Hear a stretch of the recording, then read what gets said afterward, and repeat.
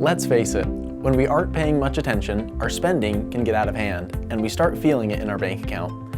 However, when you focus on what you're spending and create a plan, it can help make college more affordable and make you more confident in your ability to pay for school. A good starting point is to review your spending for the past 3 to 4 months to find out how much you're actually spending for things like entertainment, food, bills, gas, and shopping. Ask yourself, are there areas where I can cut back?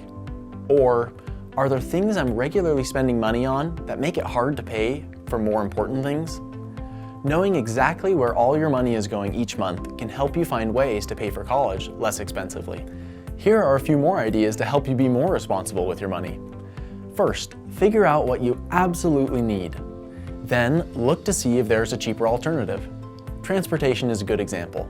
You could drive a car, but when possible, you could also take public transportation, ride a bike, or even walk. Be open-minded about options that can help you save money while still meeting your needs. Examine your budget and challenge yourself to cut back in any area you can. If you normally spend $50 a month on entertainment, see if you could find ways to only spend $45. Eating out a lot? Consider packing your own lunch and making meals at home. Cutting back slightly in any area can make a big difference. You can also cut down on the money you spend by splitting expenses with friends. Why not carpool to reduce transportation expenses? Or make bulk purchases with roommates to lower the cost of food? Other ideas to make college even more affordable include avoiding fees and penalties that can be costly. Stay organized and work ahead of schedule when possible to avoid late fees and other added costs. As much as possible, embrace a reasonable but challenging course load each semester.